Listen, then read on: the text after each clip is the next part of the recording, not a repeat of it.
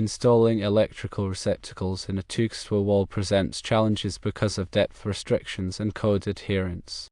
The National Electrical Code requires a minimum depth of 1.25 inches for electrical boxes recessed in walls.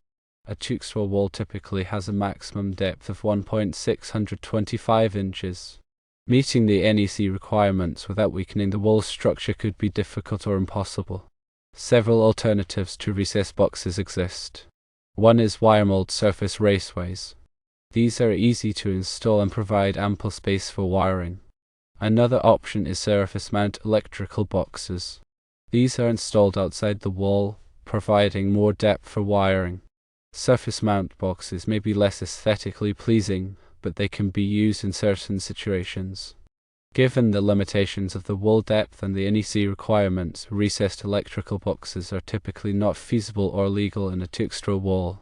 Wiremold is usually the better solution. When considering these options, communication is key. Discuss the options with the homeowner. Explain the feasibility and legal implications of recessed boxes in a two-extra wall. Present the advantages and disadvantages of each alternative. Obtain their agreement before moving forward.